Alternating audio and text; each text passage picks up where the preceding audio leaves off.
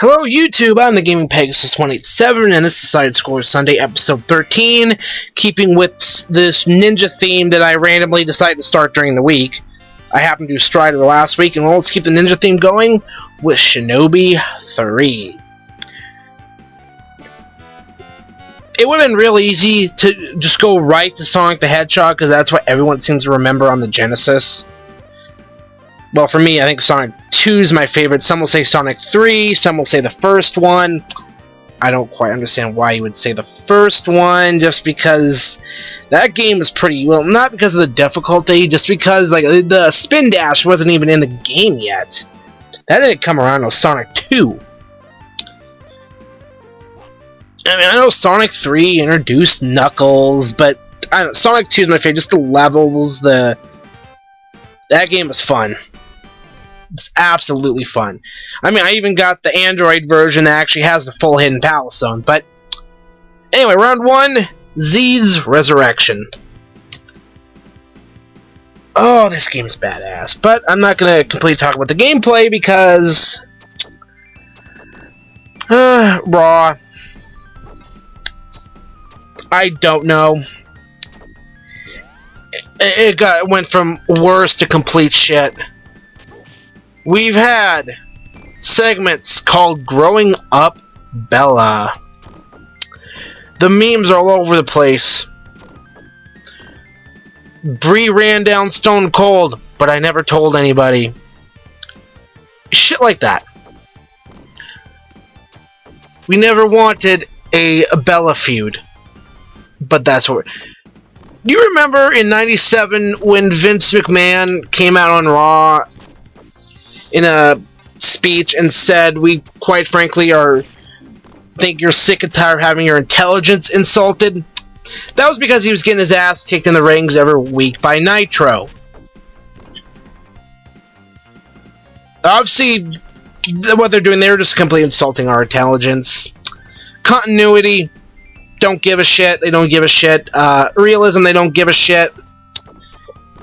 The fact that it's the Bella twins in a main feud, no one gives a shit. But they decided to openly invite Michael Sam to Raw.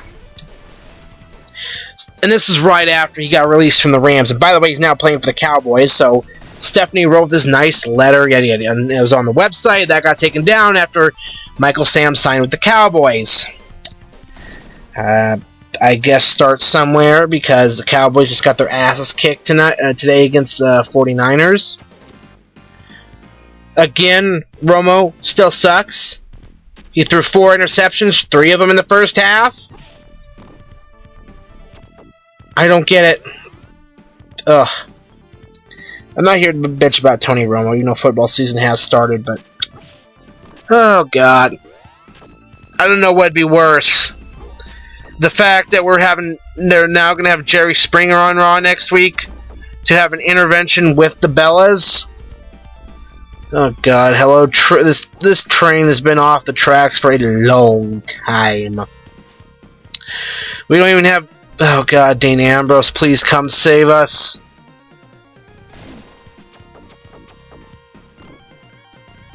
Oh god. Raw has just been shit. They also had a 6-diva tag match that featured Eva Marie and Cameron. That's all you need to know. It sucked. It was all to promote fucking Total Divas, which is airing right now, and I don't give a shit. I don't care about their fucking Kardashian-esque reality show. I don't care. Oh, God. Eva Marie, I want to fucking smack a hoe. Heath Slater got beat up by the Bunny. Yes. Heath Slater, who the whole thing on Twitter when Slater kept coming out and getting beat up, like, even when it got to the point where it was like 3MB, who are they going to job, because they were just jobbers. They just had him come out and lose every week. Is when Slater was getting beat up by Vader and Sid. I can't even say Doink because he actually beat Doink. But then DDP came out, gave him the Diamond Cutter. He got beat up by Road Warrior Animal on SmackDown. I think he lost to Scotty 2 Hottie on NXT. But I was like, who's gonna beat up Heath Slater this week? And then who's 3MB gonna job to this week? Then all of a sudden they won a match. They ended up main eventing Raw, and then they released McIntyre and Mahal. Apparently, Titus O'Neil and Heath Slater are teaming up together. They are Slater Gator. Okay.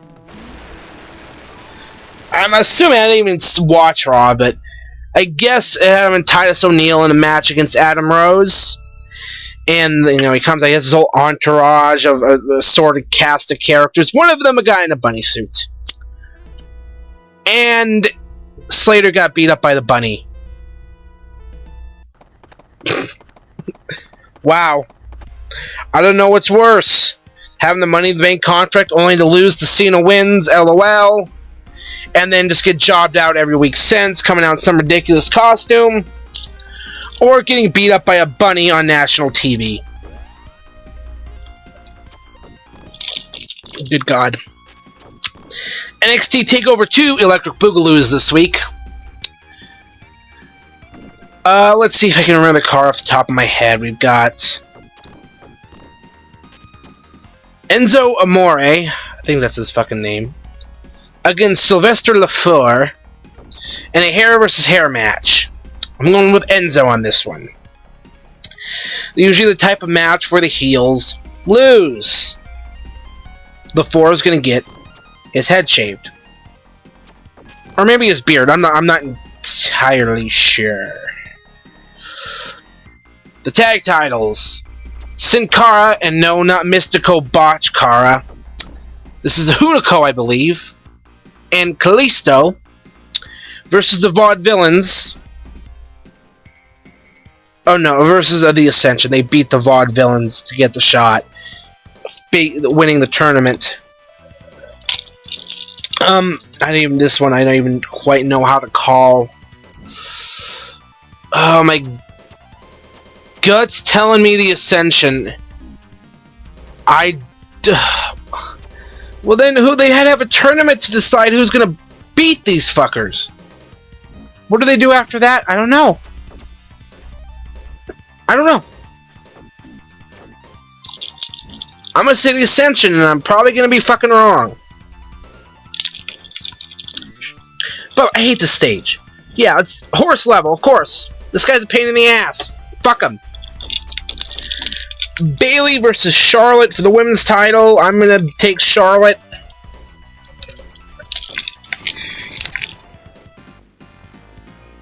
I'm trying to think who they have on the NXT women's roster that could potentially beat Charlotte. I don't think it's Bayley though.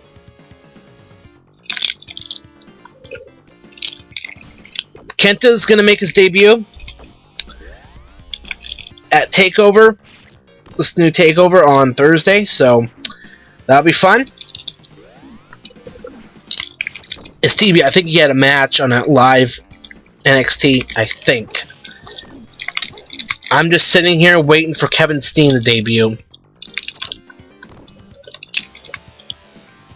Or Steen Keevens. Steen Keevens? Or Keen Stevens.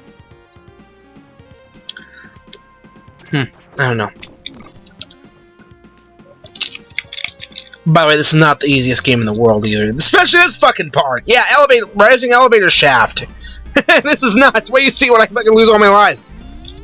I don't know. Spoiler. And then we have the world title. Or NXT Championship. I don't know why I said world title. I was gonna talk about Lesnar Cena, but not update. But we have a four-way. The champion Adrian Neville versus Sami Zayn versus Tyson Kidd versus Tyler Breeze. I say Neville retains. But then again, you know what? I think what they're gonna do is I think they threw these other two guys in here because I don't think they. I mean, Zayn has won. I don't see him just taking the title off of Neville, because they're both, you know, baby faces in this match. What I'm going to say is, I say Tyler Breeze takes it. He pins Neville clean. Maybe by, you know, Tyson Kidd getting the... coming in there, and then, you know, Breeze coming in and stealing it right at the end. That's just my thought. So, yeah. This is going to be an unusually short video. I don't really have a TNA thing, I just don't have it pulled up, but I thought I'd review a random Bad WCW pay-per-view with, you know, Nitro being on the network, and I've actually been watching the Monday Night Wars. Sold Out 2000. Now, I start with this one because this is the beginning of the Russo era, and of course, you know, the downfall of WCW already started with the finger poke of doom and that'll put butts in seats, but we had Billy Kidman in a, he kind of, what was they call it? They run the gauntlet, or it was like fucking a triple header, it was like something insane. He had a match with, I believe, Dean Malenko, where you couldn't leave the ring. I don't remember what they called it. Malenko loses because he ducks out of the ring. He had a match with, I believe, Hogan? And it was like a street fight or something. Fuck, I don't know. I guess I could look this up, but you know what? Fuck it, I'm gonna do it, and I'm just gonna tack something on the internet, because I'm actually coming to the end of the video. So, yeah. But this pay-per-view was random, you know, memorable, because it was the night that Chris Benoit won the WCW World Heavyweight Championship, and then he left the company.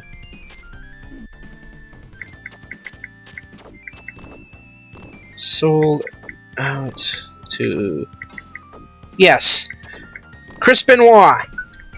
He wins. They were so desperate to keep him in the company. They put the title on him because I believe it was supposed to be Jeff Jarrett versus Bret Hart, but Bret Hart got injured. This was right after the kick from Goldberg that ended his career, pretty much. And Jeff Jarrett got hurt. So it ended up being Sid versus, you know, Benoit. Benoit wins the title, and then he leaves the company. You know, goes to WWF with Malenko, Guerrero, and Perry Saturn. Oh, God. Yeah. Yeah, let's see here. Catch as Catch Can match. Billy Kidman defeats Dean Malenko with Shane Douglas in this match in 236. Yet Malenko accidentally touched the floor. But Triple Threat Theater, that's what they called it. I'm sorry, let's see. Vampire defeated David Flair with Daphne and Crowbar in a triple threat match. Blah. Let's see, it was originally scheduled to be a World Tag Team title match between Flair and Crowbar and Vampire and a partner of his choosing. When Flair and Crowbar jumped Vampire during the backstage interview, Vampire wanted to take him on by himself. Big Vito and Johnny the Bull with Disco Inferno defeated the Harris Brothers. Oklahoma defeated Medusa with Spice to win the WCW Cruiserweight Championship. Yes, Oklahoma, played by Ed Ferrara. A very unfunny and downright insulting caricature of Jim Ross. Yes, this overweight, fat-ass piece of trash won the Cruiserweight title.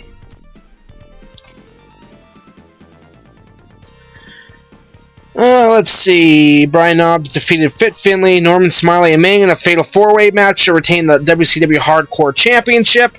Knobbs pinned Smiley after hitting him with a police shield. Yeah, WCW decided to go hardcore. Yeah. Kidman defeated Perry Saturn with Shane Douglas in a bunkhouse match. And that was match 2 of the Triple Threat Theater. This was also Saturn's last match for WCW. Why did I think Hogan? I don't know. Fuck me. Let's see. Booker T with Midnight defeated Stevie Ray by DQ. When Big T made his debut and attacked Booker. Big T, who I believe was Ahmed Johnson from the WWF. Noticeably fatter. Excuse me. You know, I'm just going to tack on some more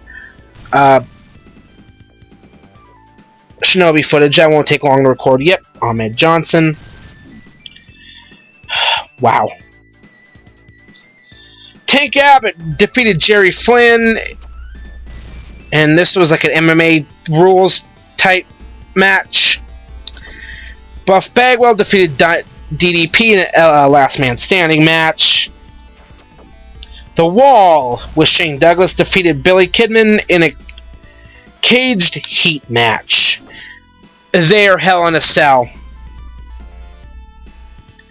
Nash defeated Terry Funk in a hardcore match to become the new WCW commissioner.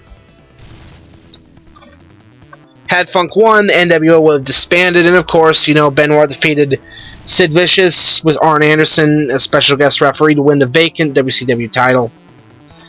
Benoit was stripped of the title the next night when it was shown that Sid's leg was under the rope when he tapped. In reality, Benoit had quit WCW to join the WWF. Yes. God-awful pay-per-view. Let's see, yep. Oh, God.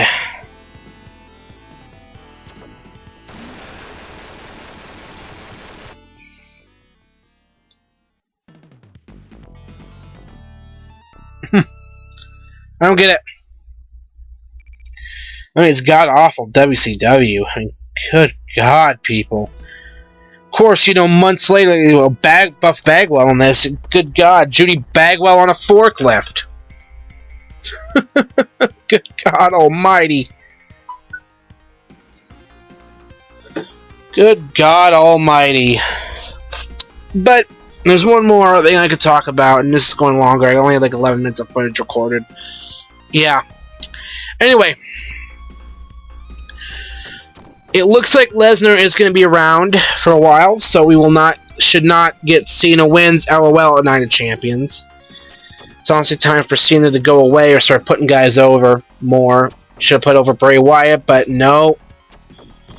Chris Jericho's doing a better job putting over Bray Wyatt than motherfucking CENA ever would. I remember, CENA's the guy that pretty much buried the Nexus by himself.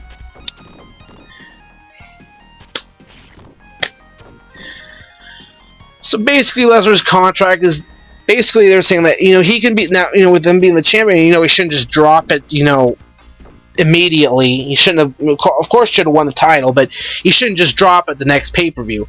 WWF, you know, WWE, I got WWF on the brain, whatever.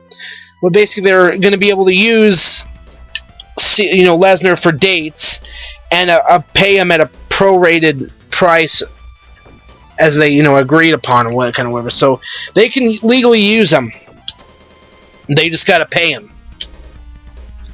Which I think they will. It's not like they're so hurting for money that they're going to have to pull something to drop the fucking belt. So, yeah, well, it looks like it's going to be Lesnar. He's going to tear through everybody, and they're going to build up Roman Reigns, and he's going to be the guy to beat Lesnar, which I hope it's Roman. Of course, where does that leave Rollins? I guess, you know, you can have Roman hold the belt, you know, beat the strongly beat guys. And just for something to happen, and then boom, Rollins cashes in, wins the belt. Of course, he's going to have to do it before Money in the Bank. I don't see them having him cash in and lose. And then, yeah, you know, at that point, Bryan's not going to need their surgery, so he's going to be out till probably around the Royal Rumble. He might come back and win the Rumble. Wait. Let's see. So with Bryan out, he's going to wait. He's going to be... You know, I don't think he'd win the title right away, obviously. You know, they probably have him do something. He's probably going to either be a surprise entrant in the Rumble or something like that. You know, Reigns is going to end up with the title. And then Rollins will win it, and then I think Daniel Bryan might win it back at SummerSlam. So that's me just kind of thinking out loud, just off the cuff here, now that it's come up. But, yeah. If I had anything to bitch about TNA, bromans. Yeah, still around. Apparently hooking up via Tinder with Velvet Sky and Angelina Love. Yeah. Apparently Brooke and Robbie are going to be on this season's Amazing Race. Funny. Jesse got into pro wrestling after his time on Big Brother, and now all of a sudden his tag team partner Robbie is going to be on a reality show. A different one, but... Oh, there is one more thing I could actually mention. I'm talking about Big Brother, and I'm going way longer than I fucking intended. The meme. It's amazing because I never thought of it this way. I feel so... it's so obvious. That bitch Christine that got evicted on Big Brother on Thursday, she managed to out-heat CENA. Because CENA gets a lot of shit. He gets booed pretty soundly every night. People are sick of him. They're sick of him always on top and yada yada yada. The kids still cheer for "Let's go CENA," and the women because yeah, he looks good, whatever. But then the wrestling fans like CENA, and you just hear overwhelming "CENA sucks." But Christine, when she walked out of the house, she doesn't hug anybody. She just walks out. She gets booed like no fucking tomorrow. It was great. There was one guy that was just going loud, like, boo, and he's just booing her as loud as he can. He could hear her. It's hilarious. Anyway, that's the video. Went way longer than I fucking intended. Pegasus out.